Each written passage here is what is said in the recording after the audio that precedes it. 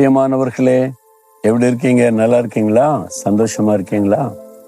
இயேசு கிறிஸ்து ஒவ்வொரு நாளும் நம்மோடு கூட பேசுகிறார், பலப்படுத்துகிறார், தைரியப்படுத்துகிறார், ஆலோசனை கொடுக்கிறார், ஆசீர்வதிக்கிறார், மகிழ பண்ணுகிறார் தினந்தோறும். அப்ப தினம் உங்களுக்கு நல்ல நாள் தானே? எல்லா நேரமும் நல்ல நேரம், எல்லா நாளும் நல்ல நாள். எப்படிங்க? நல்லவர் இயேசு கூட இருக்கிறார். வல்லமை உள்ள இயேசு, வானத்தை பூமி உண்டாக்கின இயேசு கூட இருக்கிறதுனால எல்லா நாளும் எல்லா நேரமும் எல்லாம் பெர்ஃபெக்ட் ஆசீர்வாதம் தான். எனக்கு கெட்ட நேரம் தொடங்கிட்டுன்றாங்க, எனக்கு நல்ல காலம் இன்பத்தான் பிறக்குன்றாங்க, 6 மாசம் இப்படிதான் இருக்குன்றாங்க. அப்படி இல்லை, இன்றைக்கு ஆண்டவர் இயேசு உங்களோடு பேசுகிறார். அதனால தைரியமா இருங்க, சந்தோஷமா இருங்க. நீங்க இந்த கைரேகையும் ஜாதகத்தையும் பார்த்து மற்ற ராசி பலனை பார்த்து உங்களையே நீங்க ஏமாற்றி கொள்ளாதங்க.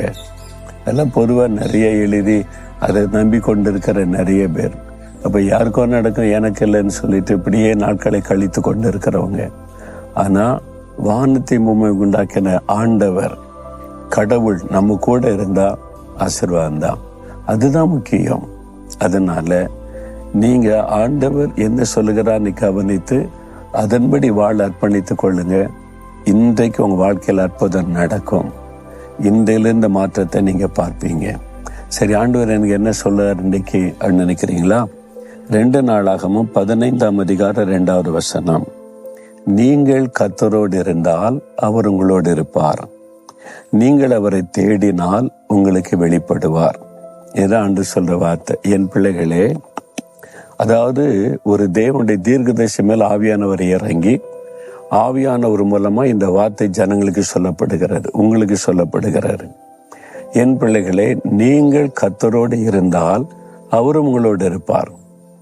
அப்ப நீங்க அவர் கூட இல்லைன்னா அவரும் கூட இருக்க மாட்டார். நீங்க விலகிட்டா அவரும் விலகிடுவார்.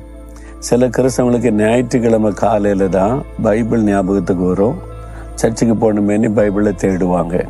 இப்ப அது கூட தேடு, செல்போன்லேயே பைபிள் இருக்குன்னு பைபிளே இல்லாம செய்யல, செல்போன் வச்சுக்கிட்டு சர்ச்சுக்கு வர கிறிஸ்தவங்க பெருகிக்கிட்டே இருக்கிறாங்க. இது ரொம்ப ஆபத்தானது. பிரிண்டிங் பைபிள் தான் நம்ம கையில இருக்கணும். சர்ச்சுக்கு போகும்போது செல்போனை தூக்கிட்டு இதுக்குள்ள பைபிள் இருக்குல்லாம் பேசாதங்க. அதெல்லாம் நீங்க டிராவல்ல இருக்கும்போது வாசிக்கிறதற்கு.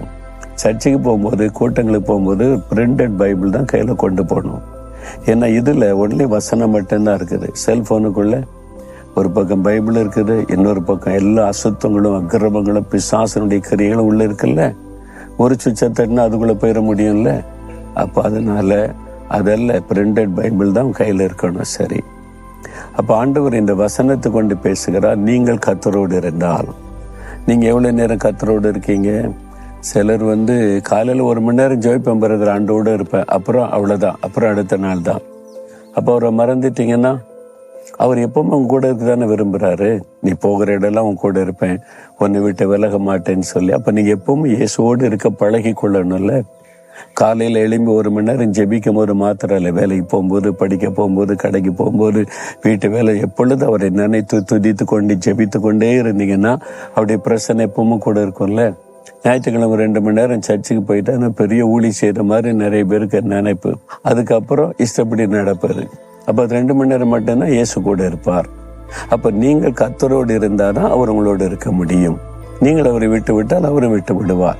நீங்கள் அவரை தேடினால் உங்களுக்கு வெளிப்படுவார். அப்ப இயேசு வெளிப்படுவார். சாது சுந்தர் சிங் அவரை தேடினார், அவருக்கு வெளிப்பட்டார். ஆண்டவரை தேடி அவரை தரிசித்து வார்த்தைகளை பெற்றுக்கொண்ட ஏராளமான பேரை எனக்கு தெரியும். நான் தேடின தாகத்தோடு எத்தனையோ நாட்கள் உபவாசம் பண்ணி காத்து கடந்த மணிக்கணக்கா தேடினேன். அதனால் அவரை தரிசிக்க முடிந்தது, குரலை கேட்க முடிந்தது. தேடுங்க. சும்மா அதெல்லாம் விதண்டவாதம் பேசுறதை விட்டு உங்களை ஒப்பு கொடுத்து நேரத்தை ஆண்டவருக்கு கொடுத்து உங்களை தாழ்த்தி தேடினால் கட்டாயம் உங்களுக்கு வெளிப்படுவார். நீங்கள் அவரை பார்க்க முடியும், அவருடைய குரலை கேட்க முடியும். அது உங்ககிட்ட தான் இருக்குது. நீங்க முழு இருதயத்தோட தேடணும், தாகத்தோட தேடணும். அது மாத்திரம் இல்ல, இருதயத்தில் சுத்தமுள்ளவர்கள் பாக்கியவான்கள், அவர்கள் தேவனை தரிசிப்பார்கள்னு இயேசு சொல்லி இருக்கிறார். அப்ப உண்மையா தேடிக்கிட்டே இருக்கிற ஆண்டவர் சொன்னா போதாது. ஆண்டவர் உடனே உங்க இருதயத்தை பார்ப்பார்.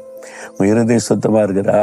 உள்ளுக்குள்ள கோபம் இருக்கு, எரிச்சல் இருக்கு, வைராக்கியம் இருக்கு, பெருமை இருக்குது, இச்சை இருக்குது, அடுத்த ஆளை பற்றி பொறாமை இருக்குது, அடுத்தவங்களை பற்றி புறங்கூறுது இருக்குது. இவ்வளவு பாவத்தை வச்சுக்கிட்டு தேடினா பரிசுத்தமுள்ள தேவனை எப்படி பார்க்க முடியும்? அப்ப இருதயம் சுத்திகரிக்கப்படணும். ஆண்டவர்கிட்ட சொல்றேன், ஆண்டவரே சுத்த இருதயத்தை எனக்கு தாங்க. இருதயத்துல சுத்தம் இருந்தா தான் உங்களை தரிசிக்க முடியும்னு நீங்க சொல்லி இருக்கிறீங்க. என்னால என்ன எப்படி சுத்தம் பண்ணி கொள்ள முடியும்?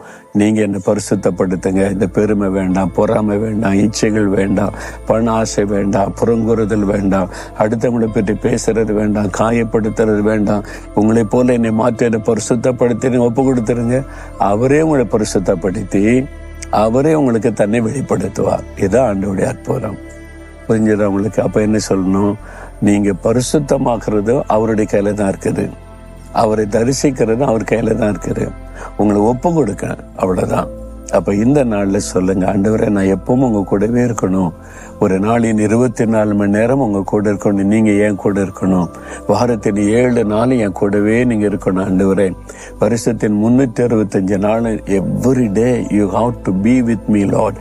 என் கூடவே இருக்கணும். நான் உங்க கூடவே இருக்கணும். ஆசைப்படுங்க, விரும்புங்க. அதுக்கு தடையா என்ன இருக்குது பாருங்க. அதுக்கு தடையாக மனுஷர்கள் இருக்காங்களா, பாவம் இருக்குதா, என்ன இருக்குதா, அதெல்லாம் எனக்கு வேண்டாம். உமக்கு எனக்கு நடுவில் எதுவும் வரக்கூடாது, என்ன ஒப்பு கொடுக்குறேன்னு சொல்லுங்க. அப்ப நீங்க அவரை தரிசிக்க முடியும், அவரோட பேச முடியும். அவர் அழகாய் ஒவ்வொரு நாளும் உங்களை மகிழ பண்ணுவார்.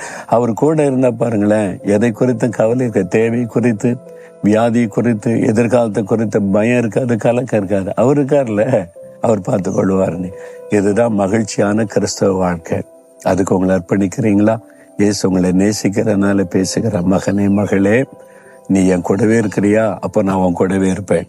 என்னை முழு இருதயத்தோடு தேடுவியா? நான் என்ன உனக்கு வெளிப்படுத்துவேன் அப்படின்னு ஆண்டவர் சொல்றார். சொல்றீங்களா? ஆமா ஆண்டவரே, நான் ஆசைப்படுறேன், உங்க கூடவே இருக்கணும், நீங்க என் கூடவே இருக்கணும். அதுக்கு தடையா இருக்கிற இந்த பாவத்தெல்லாம் எடுத்து போடுங்க. பெருமை, பொறாமை, எரிச்சல், இச்சைகள், கோபங்கள், வைராக்கியங்கள், இந்த பாவெல்லாம் நுழைஞ்சிருது. இதெல்லாம் என்னை விட்டு எடுத்து போடுங்க. என்னை பரிசுத்தப்படுத்துங்க. நீங்க எப்பவுமே என் கூட இருக்கணும். நான் உங்க கூடவே இருக்கணும். உங்களுடைய சத்தத்தை கேட்கணும். உங்க விட்டு விலக கூடாது. நீங்களும் என்னை விட்டு விலக கூடாது. நீங்க என் கூடவே இருந்து அது போதும் ஆண்டவரை, என்ன அதுக்கு ஒப்பு கொடுக்கிறேன். இயேசுவின் நாமத்தில் ஆமேன், ஆமேன்.